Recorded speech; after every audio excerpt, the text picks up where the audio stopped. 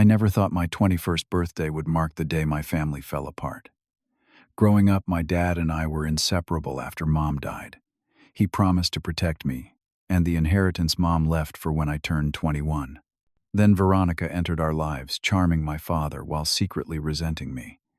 I never imagined she would fabricate such a vicious lie that would make my own father disown me. Before I continue this story, let me know where you are watching from, and hit that like and subscribe button. Trust me, you will want to stick around to see how justice finally came 7 years later. My childhood in suburban Massachusetts was everything a kid could hope for. My parents, Richard and Marie, created a loving home where laughter came easily. Mom was the heart of our family, always ready, with a warm hug and words of wisdom. Dad was my hero, teaching me how to throw a baseball, fix a car engine, and face life with integrity. We were not just family, we were a team. Everything changed when I was 16. Mom was diagnosed with aggressive pancreatic cancer. The doctors gave her 6 months, but she fought bravely for almost a year. During those final months, she made sure to put her affairs in order. My maternal grandparents had built a successful manufacturing business, and Mom had inherited substantial wealth. She arranged for me to receive my inheritance when I turned 21, with my father managing the trust until then. After Mom died, Dad was lost in grief. I would find him sitting in her garden staring at nothing or holding her sweater at night. I tried my best to help around the house, but we were both just stumbling through each day. For 18 months, it was just the two of us trying to rebuild our lives. Then came the charity gala for cancer research. Dad attended to honor Mom, and that is where he met Veronica. She was volunteering at the event, all elegance and sympathy. When Dad introduced us a week later, I noticed how her smile never quite reached her eyes when she looked at me, but I wanted Dad to be happy again. Veronica launched what I now recognize as a carefully calculated charm offensive. She cooked his favorite meals, listened to his stories about Mom with apparent compassion, and slowly positioned herself as his emotional support. Within 6 months they were engaged, and by the time I graduated high school, they were married. At first I maintained a polite distance. Veronica was 32, 15 years younger than my father, but I told myself age was just a number. If she made Dad smile again, that was enough for me. I moved into the dorms at Boston University, but came home most weekends. Little changes began happening around the house. Family photos featuring Mom disappeared, replaced by artwork Veronica selected. The furniture Mom had chosen was sold with Veronica, claiming it was time for a fresh start. Dad seemed oblivious, or perhaps he believed these changes would help him move forward. Veronica began asking questions about the family finances, particularly about my inheritance. Dad told me not to worry, that everything was secure for my future, but I noticed how Veronica would tense up whenever the topic arose. As my sophomore year progressed, I saw Dad less frequently. Veronica always seemed to schedule trips or events when I planned to visit. When we did interact, Dad was different, more distant. The man who once shared everything with me now kept conversations superficial. One weekend during my junior year, as my 21st birthday approached, I returned home unexpectedly after a canceled study group. I overheard Veronica on the phone in the study discussing finances with someone. Her words chilled me. "Once we get control of the account, we can transfer the funds before anyone notices."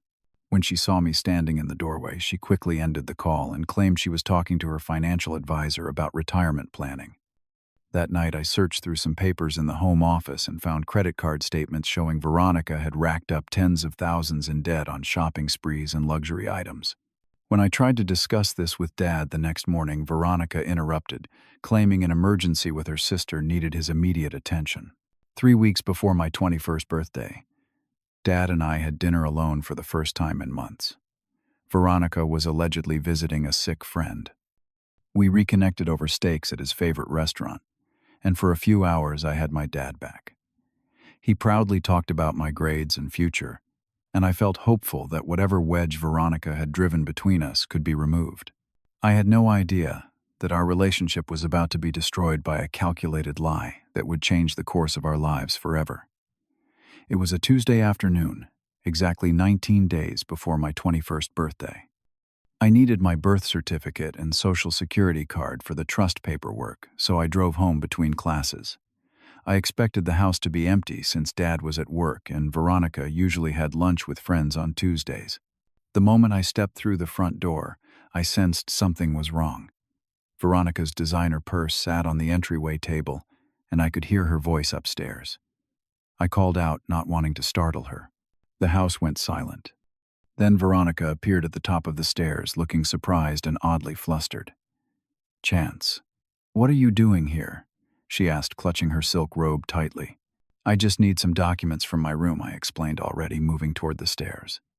Veronica blocked my path. "Your father will be home soon. Maybe you should come back later." Something in her tone made me uneasy, but I needed those documents. "This will only take 5 minutes." When I gently moved past her, she flinched dramatically and backed away as though I had threatened her. The look in her eyes shifted from surprise to calculation. I grabbed the documents from my desk drawer and hurried downstairs, suddenly eager to leave. As I reached the front door, I heard the garage door opening. Dad was home early. Veronica rushed down the stairs, her face now streaked with tears that had appeared from nowhere. Before I could process what was happening, she began trembling and backed away from me just as Dad entered. "Richard, thank God you are home," she cried, running into his arms. I was so scared Dad looked from her terrified expression to my confused face. What happened? What came next was the most carefully crafted performance I had ever witnessed. Through practiced sobs, Veronica claimed I had cornered her upstairs, touched her inappropriately, and threatened her when she resisted. She claimed it was not the first time, but she had been too afraid to tell him before. The blood drained from Dad's face. I stood frozen, unable to comprehend the magnitude of the lie. "Dad, that is absolutely not true," I finally managed to say. "I just came for my documents." "I would never." "Stop," Dad interrupted, his voice cold in a way I had never heard before. The look on his face was not doubt or confusion, but absolute belief in her words. My heart shattered as I realized he had already convicted me. "Dad, please, you know me. Why would I ever do something like that?" "I thought I knew you," he replied, his voice shaking with rage and disappointment. "How could you betray this family? Your mother would be ashamed." The mention of Mom nearly brought me to my knees. I tried again to explain, but Veronica buried her face in Dad's chest, her shoulders heaving with what I now know were entirely fabricated sobs. "Get out, Dad," said, pointing to the door. "Get out of my house right now." "Can I at least pack some clothes?" I asked, desperation rising. "No. Leave your keys and get out. You are no longer my son." Those 5 words, "you are no longer my son," became the soundtrack to my nightmares for years to come. I placed my house keys on the table, took one last look at the man who had raised me, and walked out the door with only my wallet phone and the documents I had come for. Within hours, my phone was flooded with text messages from relatives on Dad's side condemning me for my alleged actions. I was blocked from calling or texting Dad. The next day, my access card to the dormitory was deactivated. The university informed me that my tuition payment had been stopped, and without immediate payment, I would be withdrawn from classes. A week later, a legal notice arrived. Dad was contesting the terms of Mom's trust, claiming I was morally unfit to receive the inheritance. My world had imploded just as I was supposed to be celebrating a milestone birthday. With nowhere to go, I slept in my car for 2 weeks. When that became untenable, I couch surfed at classmates' apartments. Without tuition money, I was forced to drop out of Boston University at the start of my senior year. The academic dreams my mother had encouraged evaporated overnight. I found a job at a warehouse working night shifts loading trucks. The pay barely covered meals and gas. I sought help from a free legal aid clinic, but they explained that contesting the trust would require thousands in legal fees I did not have. Every avenue led to another closed door. I reached out to my uncles, my dad's brothers, who had been part of my life since birth. They refused to speak with me, saying only that they stood by their brother's decision. The family I had grown up with, celebrated holidays with, shared vacations with, had collectively decided I was guilty without a trial. That first Christmas alone was the lowest point of my life. I sat in a 24-hour diner eating turkey and mashed potatoes, while families at other tables celebrated together. I thought about my mom, wondering if she could see what had happened to the family she left behind. I cried myself to sleep that night, mourning not just my lost family, but the person I had been before Veronica's lie destroyed everything. As January arrived, I made a decision. Boston held too many painful memories. With my meager savings, I bought a bus ticket to Philadelphia, where the cost of living was lower, and no one knew my name or story. My first apartment was a tiny room in a house shared with 3 strangers in a neighborhood where police sirens were the nightly soundtrack. The bathroom had persistent mold, and the kitchen appliances were older than I was. But it was shelter, and at that point, that was all I needed. I landed an entry-level position at a logistics company working the overnight shift tracking shipments. The pay was slightly better than the warehouse, and the indoor work spared me from the brutal winter weather. My immediate supervisor, Thomas, was a tough but fair man in his 50s who noticed my work ethic. "You have got a good head on your shoulders," he told me one night after I had streamlined a tracking process. "What is your story, kid?" I gave him the barest outline, not ready to share the full truth. He nodded thoughtfully. "Sometimes life knocks you down hard. The measure of a man is how he gets back up." Those words became my mantra during the long, lonely nights. During the day, I enrolled in community college classes, determined to complete my education, even if the path looked different than I had planned. On weekends, I picked up construction work for extra cash, coming home with aching muscles but a slightly thicker wallet. The first year passed in a blur of work, study, and sleep. I lost 20 pounds from stress and irregular meals. But slowly, incrementally, things began to improve. Thomas recommended me for a specialist position with better pay. I found a roommate situation in a safer neighborhood. I made acquaintances at school who later became friends. By the end of my second year in Philadelphia, I had my first promotion at work. I moved to a slightly better apartment with only one roommate, a nursing student named Jake, who became the first real friend of my new life. I joined a recreational basketball league, finding moments of joy in the game I had loved since childhood. Through a school program, I began seeing a therapist who specialized in trauma and abandonment issues. The sessions were painful but necessary. I learned that the anger I carried was burning me from within. I learned that while I could not control what had happened to me, I could control my response to it. In my third year away from Boston, I started dating again. Most relationships were brief ending, when I struggled to open up about my past. Then I met Amanda, a graphic designer with a quick laugh and patient eyes. She had her own history of family trauma and understood my hesitation to trust. Our connection deepened slowly but on solid ground. Through a mutual friend from Boston, I occasionally heard news about my father and Veronica. They had purchased a vacation home in Florida. They traveled to Europe. From the outside, their life seemed perfect. I tried not to let these updates derail my progress, but some nights the injustice of it all kept me awake. By my 4th year, I had completed my associate degree and transferred to a state university to finish my bachelor's in business. Thomas had become a mentor, guiding my career path at the company. I was promoted to assistant manager, overseeing a team for the first time. The small successes began to accumulate like stones, forming a path forward. I created what Amanda called my chosen family. Friends who showed up, who knew the real me, who chose to stay. We celebrated holidays together, established traditions, and provided the emotional safety net that biological families are supposed to offer. In my 6th year away from home, I was promoted to regional manager. The skinny, broken young man who had arrived in Philadelphia with nothing but a duffel bag now had an office with his name on the door. I bought a small townhouse in a modest neighborhood, the first place that was truly mine. Then came the phone call that changed everything again. Jake, who still had connections in Boston, called me on a Tuesday evening. "Chance, something has happened with your dad and Veronica. You need to hear this." According to Jake, Veronica had accused the teenage son of a family friend of similar misconduct to what she had claimed about me.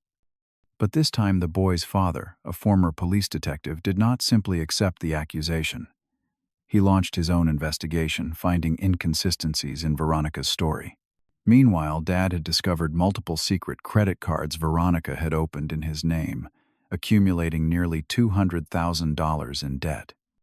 The detective friend, now suspicious, hired a private investigator who uncovered evidence of Veronica's history of false accusations and financial manipulation in previous relationships. The final piece came when Dad found Veronica's personal diary during an argument about the hidden debt. In it, she had detailed her plans to remove me from the inheritance picture, admitting the accusation was fabricated to ensure she would have access to the family money. During a heated confrontation, Veronica confessed everything. Dad immediately filed for divorce and began searching for me.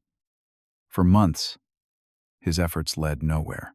I had changed my phone number, moved cities, and cut ties with anyone who might lead back to him. Finally, through a series of connections and the help of a private investigator, he obtained my email address. 7 years after he had thrown me out of his house and his life, my father's name appeared in my inbox.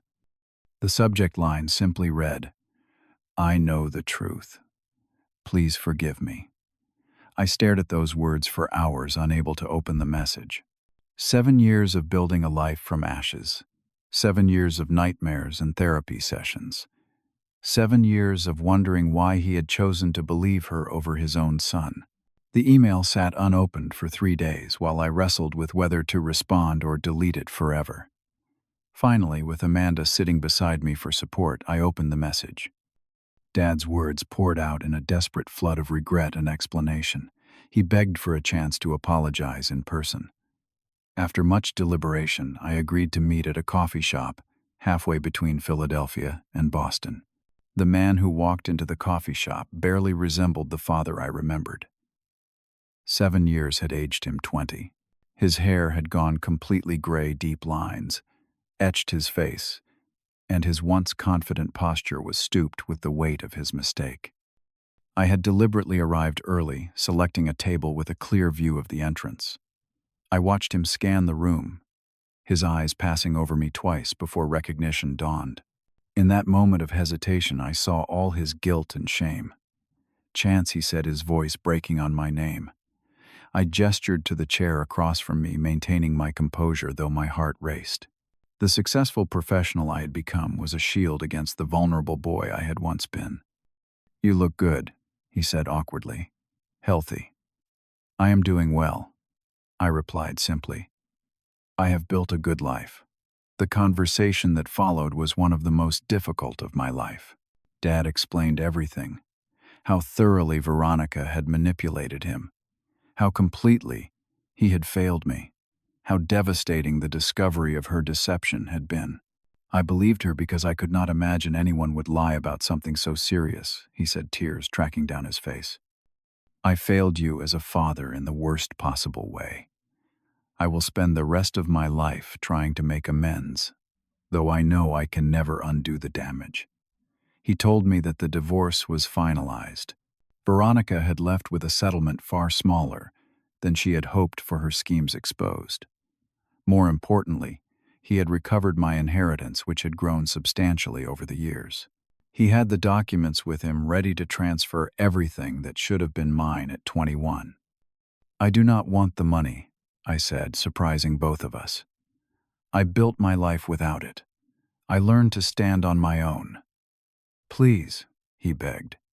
"If not for yourself, then set it aside for your future children. It was your mother's wish." We agreed to put the inheritance in a separate account while I considered what to do with it. The money had never been my primary concern. What I had lost was far more valuable than any financial sum. For 3 months we met once every few weeks, always in public places, slowly rebuilding from nothing. I learned that Dad had sold the family home, unable to live with the memories of his mistake. He had moved to a small condo and focused entirely on finding me. Gradually, I shared the story of my years alone. The homelessness, the struggle, the slow climb back to stability. I watched him absorb each detail, like physical blows. When I told him about the Christmas in the diner, he excused himself and returned with red-rimmed eyes. Eventually, I introduced him to Amanda. She was wary at first, but saw my need for closure. Later, he met my chosen family at a small dinner gathering. They were protective, questioning him directly about his failure and current intentions. He answered with humility and transparency. It took a full year before I could truly begin to forgive him. Not for his sake, but for my own. The anger I carried had served its purpose, fueling my determination to survive. But it was time to set down that burden. "I forgive you," I finally told him on the anniversary of our reunion, but I will never forget. Trust is rebuilt through actions, not apologies. Today, 3 years after that email appeared in my inbox, we have a relationship again. It is different than before, more cautious with clear boundaries. But it is real. Dad attends family gatherings with my chosen family. He has contributed to charities supporting young adults who have been displaced from their homes.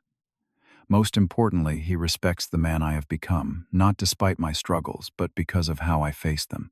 The inheritance now funds scholarships for students who have experienced family trauma. I found more healing in helping others than I ever would have found in luxury purchases or financial security.